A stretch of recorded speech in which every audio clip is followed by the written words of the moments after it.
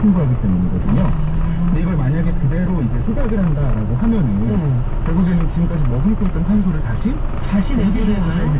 배출하는 거니까 사실은 이제 탄소 흡수를 위해서 도시숲을 조성해야 된다거나 나무를 심어야 된다거나 역행하는 부분이 이런 것들을 완전히 역행하게 되는 거라고 생각을 또 하고 또 이제 뭐 매립을 하면 괜찮은 거 아니냐라고 하실 수도 있지만 매립을 하게 되면은 이제 그 매립가스가 발생하기 때문에 메탄이 또 나오게 됩니다. 메탄도 또 대표적인 온실가스 중 하나거든요.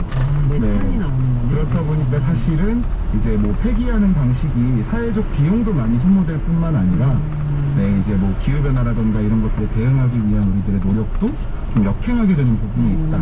그래서 좀 관심을 가져야 될 것 같다. 이런 말씀을 좀 드리고 싶습니다. 그러면은 저도 갑자기 이런 얘기하니까 예전에 봤던 일본 영화에 뭐 건축가가 이것을 땅을 살리기 위해서 옆에다 삭힌다고 표현해야 될까?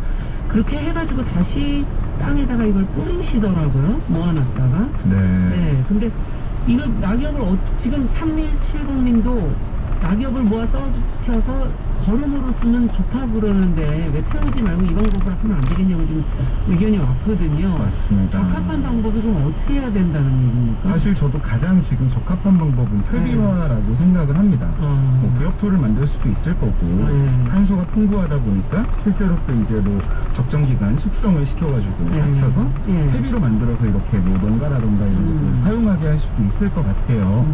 근데 사실 이 퇴비화 같은 경우는 도시에서 발생하는 가로수의 낙엽인 거기 때문에 뭐 이제 자동차가 지나다니는 길 바로 옆에 있는 경우가 많잖아요. 미세먼지를 많이 흡착하고 있기도 하고 그렇다 보니 이제 뭐 차량 배기가스라든가 이런 곳에서 나오는 유해물질 같은 것들도 좀 흡착되어 있을 수 있고 그런 면이 그렇다 보니까 이제 이걸 세척을 해야 되거든요.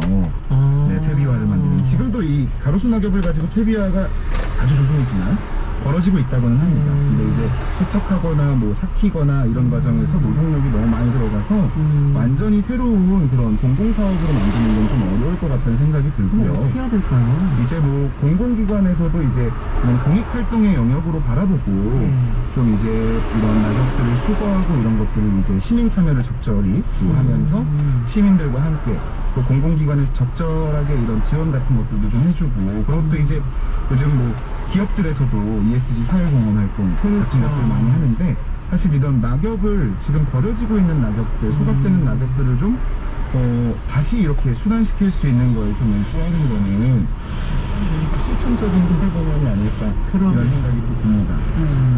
낙엽이라는 게 재활용한다면은 퇴비와 이게 굉장히 땅에는 많이 도움이 되는 건 맞습니까? 땅에는 아무래도 많이 도움이 될 수밖에 없다라고 합니다. 풍부한 탄소가 토양 속의 뭐 미생물들에게 먹이가 되기도 하고 그러니까 이제 작물의 생산량을 높이는 거기 때문에 땅의 건강성을 높이는 게 좋다라고 하더라고요. 끝으로 정리 좀 해주시죠. 뭐 정리를 좀 해보면 이제 가로수에서 낙엽이 발생하고 이런 것들 가을철에는 많이 보실 겁니다. 가로수가 이제 저희가 살아가면서 도시에서 제일 가까이에서 마주할 수 있는 자연일 텐데 지금의 기후위기라던가 뭐 보건위기라던가 이런 것들이 전부 사실 저는 좀 이런 자연스러운 흐름에서 좀 저희가 벗어나고 있기 때문에 벌어지는 것이 아닐까 싶고 이제 우리가 가장 가까이에서 보는 자연인 가로수부터 좀 이제 땅에서 비롯돼서 땅으로 돌아가는 그런 흐름을 좀 찾아줄 수 있으면 너무 좋을 것 같다는 생각을 해봅니다. 자, 가을을 맞아서 저희가 낙엽 처리 방식 문제점 개선의 필요성 같이 한번 생각해봤습니다. 서울환경운동연합의 채용활동과 함께했습니다. 감사합니다. 감사합니다.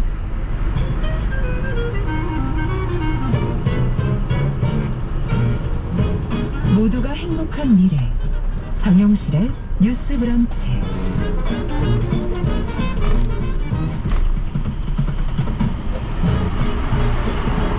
정영실의 뉴스 브런치 듣고 계신 지금 시각 11시 41분입니다. 자, 이번에는 대중매체와 사회문화 현상을 좀 깊게 까칠하게 들여다보도록 하지요. 손혜정의 문화비평 시간입니다. 손혜정 문화평론가 자리해 주셨어요. 어서 오세요. 네, 안녕하세요. 최근에 영화 속편들이 지금 대중 반응이 좋다고 그러는데 오늘 영화 속편 얘기를 좀 해보자고요. 네, 그렇습니다. 공주2가 지금 개봉하면서 또 인기를 끌고 있고요. 오늘 같은 경우는 이제 정직한 보투도 개봉을 할 예정입니다. 그렇군요. 그런데 이제 오늘 방송을 준비를 하면서 공주2를 보고 이제 정직한 후보도 보고 왔는데요. 공조 2 같은 경우에는 사실 이제 보면서 그런 생각을 했는데 이 말이 칭찬이기도 하고 비판이기도 할 텐데 영화적으로 놀라울 정도로 무색무취한 영화여가지고요. 특별한 개성이 없는데 반면에 예측 가능하고 가벼운 액션 코미디를 즐기신다면 2시간 즐겁게 보내실 수 있거든요. 어떻게 보면 이런 것이 이제 속편들의 특징이라고도 할 수 있을 텐데요. 다만 공조2가 좀 재미있었던 건 한국 사회의 어떤 정치적 의식을 읽을 수 있다는 점이었던 것 같아요. 이게 잘 아시는 것처럼 남한 경찰인 유해진과 북한 경찰인 현빈이 만나서 이렇게 티키타카하고 이런 재미가 공조 1의 재미였었잖아요. 공조 2 같은 경우는 살짝 업그레이드가 시도하니까 이번에 이제 미국의 FBI가 붙어요. 다니엘 헤니베이가 연기를 하거든요. 그래서 나오는 그랬을 때 이제 북한 경찰 현빈과 미국의 FBI 다니엘 헤니가 처음에 엄청 갈등하다가 우리가 또 예측 가능하고 이제 사이가 좋아지겠잖아요. 이 중간에서 남한 경찰 유해진이 이 상황을 조율하려고 엄청나게 애를 쓰거든요. 어떻게 보면 남북의 관계를 영화 속에 놓아놓았다는 점, 그걸 좀 재미있었고요. 둘째는 뭐 재미있는 경험이라고 생각하는데 북한과 미국의 공권력이 다 썩은 걸로 나오거든요. 다 썩었고 나중에 남한 공권력은 썩었다고 할 수는 없는데 약간 속내를 알 수 없는 의문과 신뢰할 수 없는 이런 정도로 나와요. 그래서 이런 감각이 영화 안에 들어있고 결국은 남북미의 공권력이 아니라 다 경찰들이긴 하지만 자유로운 시민들의 연합이 어려운 자, 이 영화 안에서는 이제 북한 인민이라고 나오는데 그 어려운 자를 구할 수 있다라고 하는 일종의 정치 불신 같은 게 영화에 깔려 있더라고요. 그렇군요. 비판이 왜 나온다니까요. 근데 그랬을 때 제가 이건 길게 말씀드렸었던 건 이 영화가 앞서 말씀드린 것처럼 굉장히 완전히 오락내에는 아무런 욕심이 없는 영화이고 그렇다면 이 영화가 이런 식의 정치적 의식을 담고 있다는 건 한국의 대중들한테 어필할 수 있다는 판단을 하는 의미거든요. 그래서 요즘 한국 사회의 정치가 얼마나 대중들에게 신뢰를 못 주고 있나 이런 생각도 같이 해볼 수 있었습니다. 어쨌든 공조2가 개봉한 지 뭐 3주밖에 안 지났는데 지금 예매수가 굉장히 높다고 정직한 후보가 이제 개봉을 앞두고 있다고 얘기를 해주셨는데 그렇습니다. 이게 그 당시에 이제 선검접에 그때 이제 나왔었죠, 많이?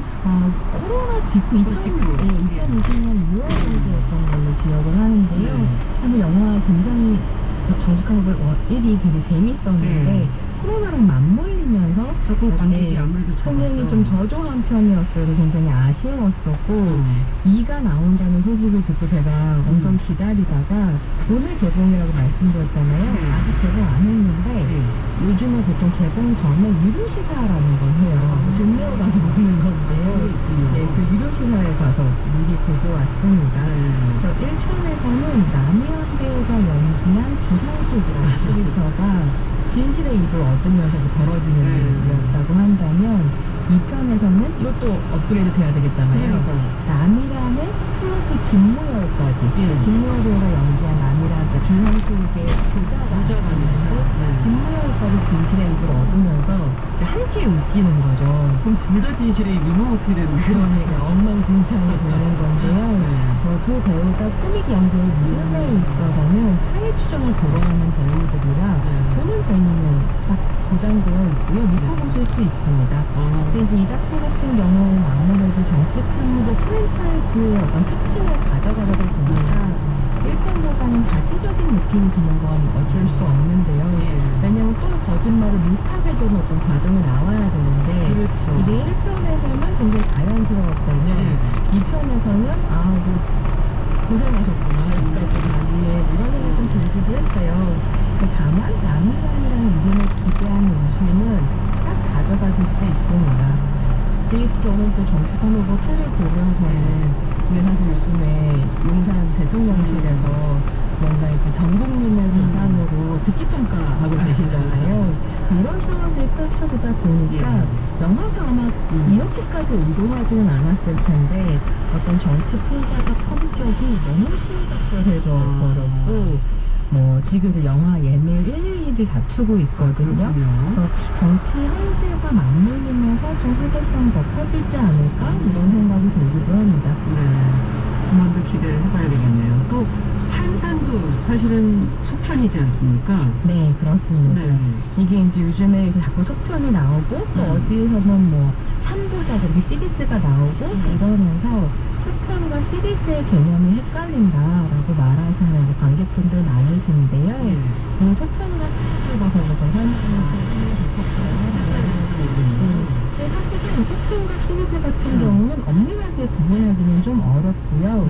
결국은 하나의 범주라고 볼 수 있습니다. 그래서 뭐 애초에 시리즈로 기획되었는가 아니면 1편이 너무 잘 돼서 속편을 기획하게 되고 그러다가 결국 이제 시리즈가 만들어지는가처럼 제작 과정의 차이 정도는 있겠지만 사실은 속편과 시리즈를 엄밀하게 구분할 수는 없고요. 다만 이 시리즈 영화 범주 안에 다양한 형태들이 좀 있는데요. 거기 오늘 소개를 해드릴게요. 많이 들어오셨던 4가지 범주를 이제 말씀을 좀 드릴 텐데요. 일단 시리즈물의 대표적인 케이스가 속편이고요.